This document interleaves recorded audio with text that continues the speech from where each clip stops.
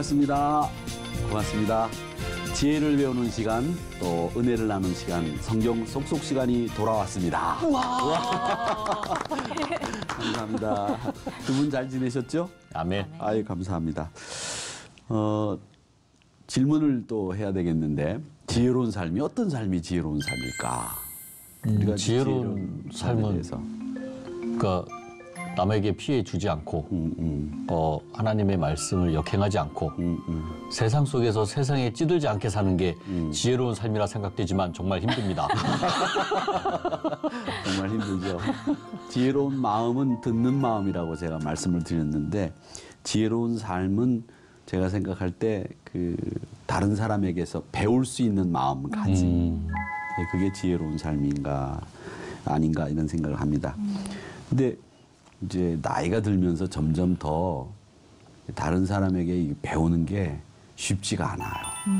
이렇게 무슨 세미나가 있다든지 강의가 있다 그러면 가고 싶은데 이런 마음이 드는데, 이제 그거 배워서 뭐 하나 이런 포기가 생기더라고요. 그래서 아니다.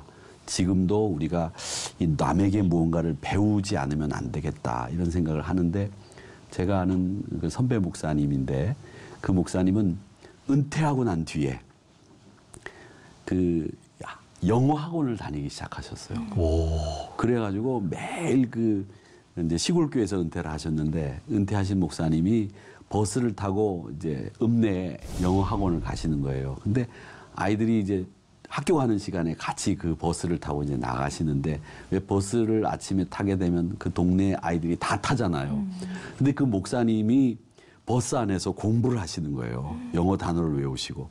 그러니까 그 안에 있던 동네 그 있는 그 중고등학생들이 목사님이 공부를 하니까 자기네들도 공부를 안 할 수가 없는 거예요. 그래서 그 시골에서 나오는 버스는 다 학생들이 학교 가고 등하교 하는 그 버스 안에서 공부를 하게 됐다는 거죠.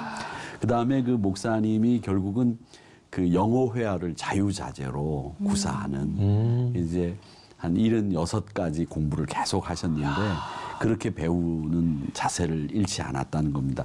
저는 그 목사님의 말씀을 들으면서 그 목사님이 영어를 잘하게, 유창하게 잘했다 못했다를 떠나서 연퇴하시고 난 뒤에도 뭔가를 배우려고 하는 마음가짐을 가졌다라고 하는 것은 정말 소중하고 귀한 마음이 아니었을까 이런 생각을 합니다. 저는 참된 지혜야말로 그렇게 배울 수 있는 겸손한 마음이 아니겠는가 이런 생각을 하면서, 오늘 이것에 대해서도 하나님이 말씀하셨는데 어떤 내용인지 말씀 속으로 들어가 보도록 하겠습니다. 네.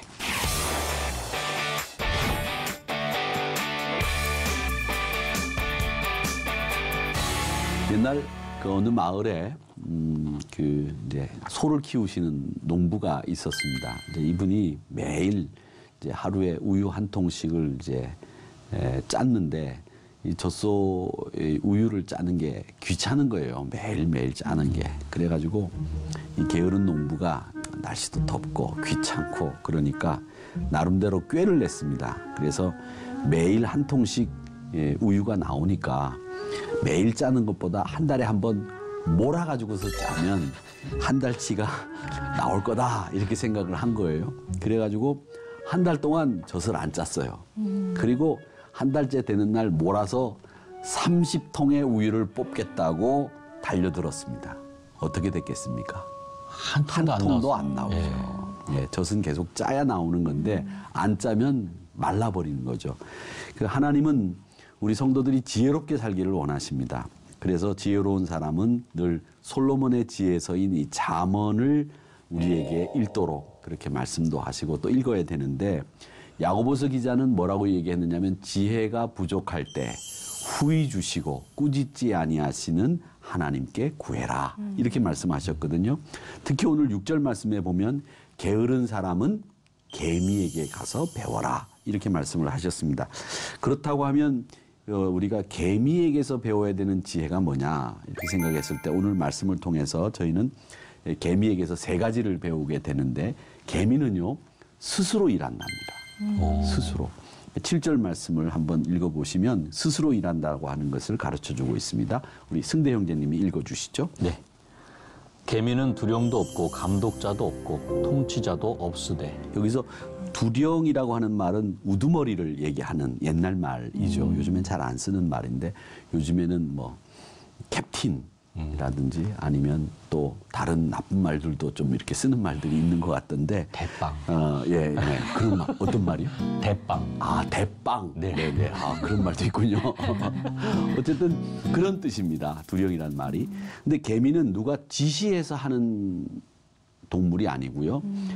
감독관이 있어서 억지로 시키는 게 아니라 타의에 의해서가 아니라 자의에 의해서 움직이는 친구들이 개미라고 한답니다. 그러니까 일의 흐름과 성격을 잘 알아가지고 스스로 할 일을 찾아가지고 기쁨으로 하는 지혜를 가진 친구들이 개미라는 거예요. 그래서 개미를 통해서 우리가 배운다라고 하는 거고요.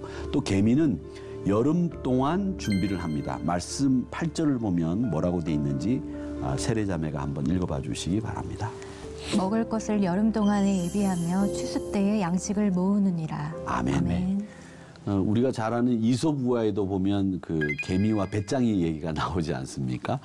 개미는 여름 그 더울 때 쉬지 않고 열심히 일하는 거죠. 열심히 일하고 배짱이는 열심히 호송세월하면서 놀았죠. 그래서 추운 겨울에 결국 배짱이는 먹을 게 없어서 얼어 죽고 개미는 여름 동안에 일해놓은 것을 가지고 넉넉하게 살았다라고 하는 얘기인데 요즘엔 또 다르게 이야기하시는 분들도 있어서 좀 저희들의 가치관을 혼란스럽게 만드는 분들이 계시지만 먹을 양식을 위해서 그 더운 여름에 고생을 했다라고 하는 것이 개미가 가지고 있는 장점이었고요. 부지런함이었습니다.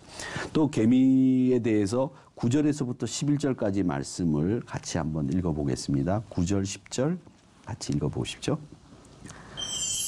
게으른 자여 내가 어느 때까지 누워있겠느냐 내가 어느 때 잠이 깨어 일어나겠느냐 좀 더 자자 좀 더 졸자 손을 모으고 좀 더 누워있자 하면 내 빈궁이 강도같이 오며 내 곤분이 군사같이 이르리라. 아멘. 아멘. 게을러서 잠자다가 가난이 군대같이 몰려오고 강도같이 찾아온다는 말씀입니다. 참 성경 말씀도 무시무시해요. 가난이 그냥 오는 게 아니라 군대같이 온대요. 강도같이 찾아온다는 거죠. 게으르면 아무것도 못한다는 겁니다. 그래서 옛날 어른들도 이 게으른 것에 대해서 굉장히 싫어하셨고 게으른 것에 대한 여러 가지 이야기들이 있었는데 8절 말씀의 연장선상에서 준비하는 모습을 부지런함으로 보고 게으른 자의 상반되는 모습을 우리에게 보여주고 있습니다. 그럼 지혜로운 성도가 되기 위해서는 우리가 이 개미의 모습에서 어떤 교훈을 얻어야 되느냐 이제 이런 생각을 하게 되는데 성도는요 무엇이든지 스스로 해야 되는 사람입니다. 어떤 분들은 교회에서 이런 얘기 하시는 분이 있어요. 그거 저한테 안 시켜서 저는 안 합니다. 이게 아니에요. 교회는 누가 시켜서 하고 안 시켜서 안 하는 곳이 아니라 자기가 알아서 하는 곳이 주의 일이고 교회 일이란 말이죠. 같은 일이라도 하는 걸 보면 저마다 다 달라요.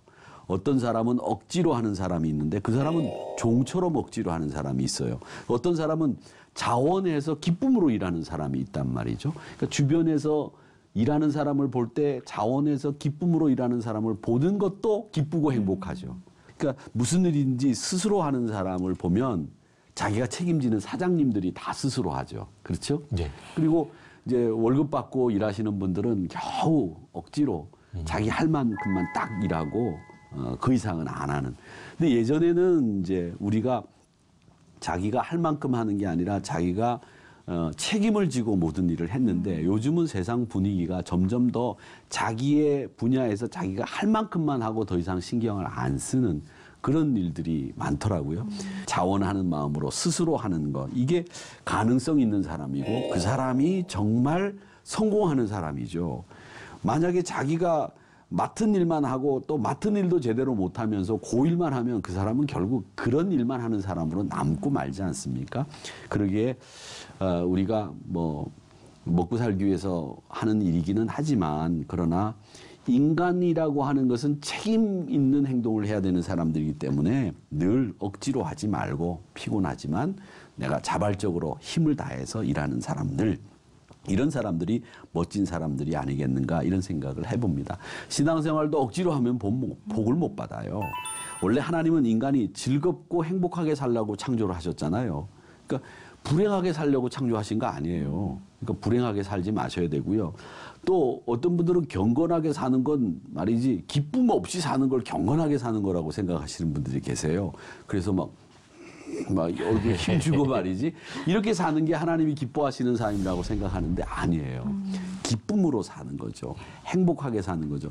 저는 그 1995년도에 제가 이제 미국을 가가지고 그 미국 그 성장하는 교회들을 한번 돌아본 적이 있었는데 그 미국 교회 가서 예배를 드리면서 충격을 받은 게 대예배 시간에 그 당시에는 우리 그런 거 생각하지를 못했어요. 청년들이 청바지 입고 티셔츠 나와가지고 한 20-30명이 쫙 나와가지고 춤을 추면서 찬송을 하는 거예요. 근데 지금도 아마 우리 한국 교회에서는 청년들이 나와서 춤을 춘다든지 대예배 시간에 박수를 치면 경건하지 못하다 뭐 이렇게 손가락질할 분이 계실는지 모르겠지만 그 당시에 제가 가서 예배를 드리는데 그 친구들이 그 춤을 추는 것도 왜 흑인들 백인들이 섞여가지고 찬양을 하는데 목소리도 너무 아름다운 데다가 왜 우리 사람들은 이렇게 춤추는 게 자연스럽지 않잖아요. 근데 그 사람들은 이 춤추는 게 몸에 배어 있어요. 자연스럽게. 그러면서 박수를 치면서 부르는데 그게 너무 보기 좋아서 제가 돌아오고 난 뒤에 목회를 하면서 청년들이 찬양을 할 때는 항상 춤추면서 그렇게 해라 그런데 우리 청년들은 한국교회 문화적인 전통에서 자랐는지 춤추라고 해도 이 정도밖에 안 되더라고요. 그게 아마 그 우리의 문화 배경이 그렇게 될 수밖에 없어서 그렇게 생각을 하는데 저는 그거보다도 우리 신앙생활 하는 신앙인들이 행복하고 기쁜 거가 나쁜 게 아니에요. 행복하고 기쁨의 생활을 하도록 하나님이 창조하셨다고 하는 그 본질을 아셔야 돼요. 경건하게 살아서 웃으면 안 되고 경건하게 살기 때문에 우리가 행복하지 않으면 안 되는 거죠. 그러니까 여러분 항상 우리가 믿음 안에서 사는 사람들은 주 안에서 기뻐해라. 기뻐해라. 그렇게 빌립보 교인들에게 사도 바울이 말씀하지 않았습니까? 그게 하나님의 뜻입니다. 그러니까 신앙생활 하시는 분들은 기쁨으로 하셔야 돼요. 예배 드리러 가서도 기뻐하셔야 되고 사람을 만나서도 기뻐하셔야지. 인상 쓰고 다니고 말이죠. 교회 가서 거룩한 척 경건하게 말 한마디도 안 하고 그냥 독불장구처럼 앉아있다가 그냥 일어나가지고 나오시고 그러지 마시고 속에 있는 이야기도 하시고 또 즐거운 이야기도 하면서 웃으시고 어저께 성경 속속을 봤는데 거기에 나오는 출연진 중에 임승대 형제라고 하는 분인데 너무 웃기고 너무 좋더라 얘 그러면서 손을 치면서 하이파이브 하면서 그렇게 웃어도 좋잖아요. 그게 신앙생활이거든요. 그러니까 성경 속속에 갔더니 그 임승대라는 친구 말이야. 뭐 혼자 웃던데 말이지. 그 기분 나쁘죠? 그렇죠. 네. 기쁨으로 얘기를 할 수 있어야 된다라는 겁니다. 그러니까 이 개미는 감독관도 없고 지시자도 없는데 스스로 일하듯이 신앙생활도 자원하는 마음으로 하고 또 우리가 기쁨으로 신앙생활을 해야 된다고 말씀하셨습니다. 하나님을 믿고 복을 받았던 다윗이 시편 23편에서 뭐라고 얘기했느냐. 나의 평생에 선하심과 인자하심이 정녕 나를 따르리니 그러더니 그 다음에 뭐냐면 내가 여호와의 집에 영원히 거하리로다 이렇게 말씀하셨거든요. 그러니까 항상 하나님이 계신 것 같은 그리고 하나님이 계신 것을 복으로 여기면서 사는 여러분들이 되시기를 주님의 이름으로 축원합니다. 그다음에 이 성도들은요 준비된 자세를 가져야 돼요. 신앙생활도 지금 이 땅에서 사는 신앙생활은 사실은 앞으로 우리가 살게 될 천국 생활을 미리 여기서 연습하는 거예요. 여기서 연습하는 거예요. 그러니까 우리가 그 천국 생활을 생각하면서 여기서 믿음 생활을 잘 해야지 여기서 잘 연습하지 못하고 천국에 가서 살다 보면 이거 힘들어지거든요. 그래서 세상은 그것을 모르고 먹고 마시고 즐기는데 지금 정신이 팔려 있지만 우리는 앞으로 천국 가서 살 생활을 여기서 미리 연습한다 생각을 하고 여기서 사는 것이 지혜로운 사람이다라는 거죠. 가만히 보면 영리한 사람이 실패할 확률이 더 높다고 그래요. 영리한 사람이. 왜냐하면 똑똑하니까 더 잘할 것 같아요. 그런데 왜 실패하냐면 오만하기 때문에 그렇습니다. 머리가 좋은 사람은 남의 말 잘 안 들어요. 내가 똑똑하니까 내가 알아서 다 한다고. 그래서 자식 중에서 제일 못된 자식이 누구냐? 어머님 제가 알아서 할게요. 아버지 제가 알아서 할게요. 이 녀석이 제일 못된 자식이에요. 그렇게 하지 마시고 자기가 알아서 하더라도 어머님이 얘기하시면 아, 네, 그래요? 알겠습니다. 듣는 척이라도 해야 되는 거예요. 그게 착한 녀석이에요. 그러니까 충고해주면 그 충고를 받아들일 수 있는 사람이 좋은 사람이라는 거죠. 실패한 이야기를 들려주면 그 이야기를 듣고 저 사람은 어리석어서 실패했어. 이렇게 생각하는 사람은 오만한 사람입니다. 누가 실패하려고 하는 사람이 어디 있겠어요. 그렇지 않습니까? 다 성공하려고 일하지요. 그러니까 남보다 똑똑하다고 생각하는 사람들이 사실은 더 어리석은 짓을 하게 되는 겁니다. 남의 말을 들으면 미리 예비할 수 있어요. 선생님은 학생들에게 공부 잘하려고 하면 예습하라고 해요. 예습. 미리 연습을 하고 와라. 근데 선생님의 말씀을 듣고 예습한 사람은 수업 시간에 듣는 내용이 질이 달라지는 거죠. 노아의 홍수를 대비하라고 하나님이 말씀하셨는데 그 말씀을 듣고 방주를 지은 노아의 가족은 살아났습니다. 하나님의 심판을 농담으로 알고 경홀히 여겼던 사람들은 다 물심판을 받았다는 겁니다. 그러니까 지금 남이 놀 때 일하는 것이 손해보는 것 같지만 그것이 우리에게 살아남을 수 있는 길이다라고 하는 겁니다. 창세기에 나오는 요셉은 풍년이 들었을 때 흉년을 준비했잖아요. 그래서 사람들에게 신임을 받고 애굽의 국무총리가 되지 않았습니까? 전도서 3장 1절에 보면 천하의 범사 기한이 있다고 말씀하셨습니다. 모든 것이 목적을 이룰 때가 있다고 말씀을 하셨습니다. 충고도 조언도 듣지 않으면 마음 닫아버리면 그거 못 듣는 거예요. 그렇게 되면 아무리 그 사람이 똑똑하고 아무리 그 사람이 잘나고 그 사람이 권력이 있다고 하더라도 실패할 수 있는 확률이 높아지는 거기 때문에 사도 바울은 뭐라고 말씀하셨느냐면 고린도후서 6장 2절에 보면 보라 지금은 은혜 받을 만한 때요. 지금은 구원받은 날이다. 이렇게 말씀을 하시면서 우리가 지금 바로 우리가 은혜 받고 지금 우리가 말씀을 들어야 될 때고 지금 은혜 받아야 될 때다. 이렇게 말씀을 하셨습니다. 그러니까 얼마든지 시간이 있다고 생각하는 거 그런 생각을 하면 꼭 실패하게 돼 있습니다. 제가 예전에 책을 한 권 읽은 적이 있었는데 그게 모든 인간은 죽는다라고 하는 책이었는데 그 유명한 프랑스의 철학자 그 샤르트르의 부인인 보바르가 지은 책이었는데 거기에 보면 불사약이라고 하는 게 나와요. 안 죽는 약이 나와요. 근데 그 안 죽는 약을 주인공이 찾다가 어떤 거지에게서 그 안 죽는 약을 찾아내요.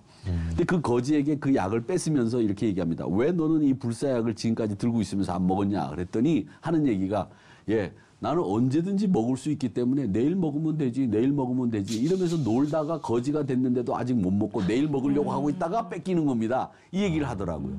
결국 이 얘기는 뭐냐 하면 여러분 내일 하면 되지라고 하는 생각 때문에 결국 그 인생이 그렇게 살고 말았다라고 하는 이야기가 그 책에 보면 나오는데 우리 사단은 항상 우리에게 그렇게 얘기합니다. 오늘 아니면 내일 해도 돼. 이렇게 우리에게 속삭이는 거예요. 그러다 보니까 옛날에 우리나라 노래들 중에서 그런 노래가 있잖아요. 노새 젊어서 노새 늙어지면 못 노나니 이런 노래가 나온 것이 있는데 저는 우리나라 옛날 그 노래들 중에서 이 퇴폐라고 하는 말은 다른 말이 아니에요. 퇴폐라고 하는 말은 사람의 길을 꺾고 희망을 짓눌러버리고 사람에게 앞으로 달려나갈 힘을 없애버리는 게 퇴폐라고 생각해요. 그게 퇴폐 중에 가장 나쁜 퇴폐인데 그게 뭐냐? 노새 젊어서 노새 늙어지면 못 노나니.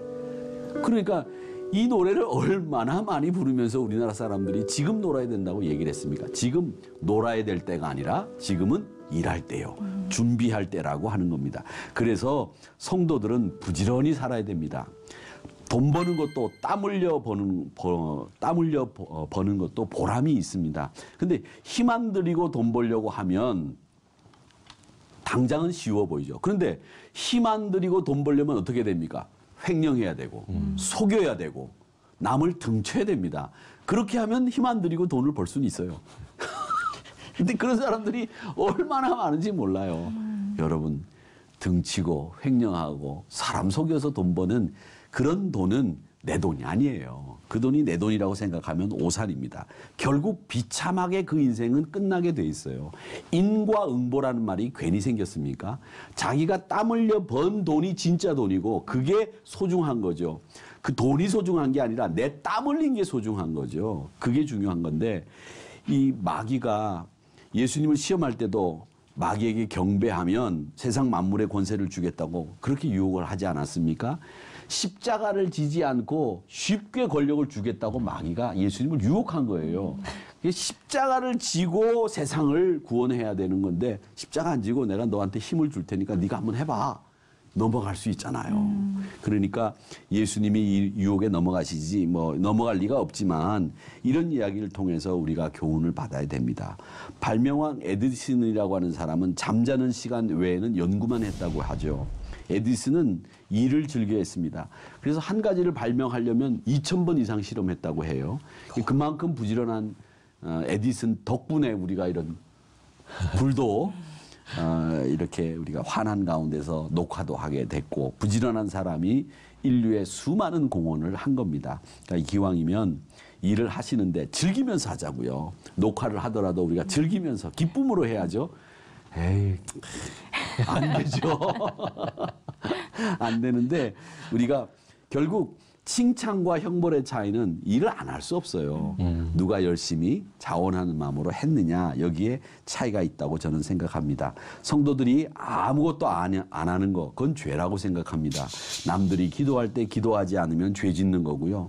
사무엘 선지자는 기도 쉬는 죄를 짓지 않겠다고 그렇게 말씀하신 적이 있습니다. 전도하지 않는 것도 죄, 봉사하지 않는 것도 죄. 바울은 전도하지 않으면 내게 화가 미칠 것이다. 그렇게 이야기했습니다. 주일 성수하지 않는 죄, 11주하지 않는 죄, 이런 죄를 지어가면서 우리가 게을를 이유가 없다는 거죠. 왜 우리에게 건강을 주셨겠어요? 이유는 일하라고 주신 거예요. 우리가 건강을 가지고서 네 마음껏 살라고 건강을 주신 게 아니지 않습니까? 그렇기 때문에 1달란트 받은 종처럼 어리석게 땅에 묻어두지 말고 5달란트, 10달란트를 받은 종처럼 열심히 활용하는 이런 사람들이 되어야 되겠다라고 하는 겁니다. 그러니까 지혜는 자랑하지 마시고 지혜는 주님을 위해서 사용하는 거예요. 그래야 치매도 덜 걸리고 그래야 건강하게 사는 거죠. 지혜를 가지고 엉뚱한 데 쓰면 안 돼요. 어떤 분들은 지혜를 가지고 치매 안 걸리려면 고스톱을 쳐야 된다 그러면서 그게 내 패가 어떤 패고 누구 패는 어떤 거고 다음에 나올 게 뭔지를 생각하다 보면 치매가 안 걸린다 그런데 그런 분도 치매 걸리는 거 제가 봤어요. 그것보다도 하나님께서 주시는 지혜로 사는 사람이 치매에 걸릴 확률이 덜하다 이런 것을 아시고 우리가 믿음의 사람들은 내게 능력 주시는 자 안에서 모든 것을 할 수 있습니다 라고 하는 생각으로 내게 건강 주셨으니 주님 한 분만으로 만족하면서 열심히 일하는 그런 사람이 되어야 된다고 생각합니다. 하나님이 오죽하면 개미에게 가서 배우라고 하셨겠어요. 왜 개미에게 가서 배우라고 하셨을까? 사람이 개미보다 더 게으르기 때문에 개미에게 가서 배우라고 말씀하신 거예요. 그러니까 이 미물인 개미에게서라도 배워서 생활과 믿음 생활 잘 하라고 오늘 이 말씀을 주신 겁니다. 그래서 자원하는 마음으로 즐거운 마음으로 특별히 신앙생활 잘 하셔서 매사에 잘 준비된 특별히 천국 시민의 생활을 여기서 잘 준비하시고 살아가시는 저와 여러분이 되시기를 주님의 이름으로 축원합니다. 아멘. 사도 바울은 부지런하여 게으르지 말고 열심을 품고 주를 섬기라 이렇게 말씀을 하셨습니다. 이런 지혜가 여러분 모두와 함께하기를 주님의 이름으로 바랍니다. 아멘. 또 열심히 주를 섬기는 한 주간 보내시고요. 다음 이 시간에 또 찾아뵙도록 하겠습니다. 여러분 감사합니다. 고맙습니다.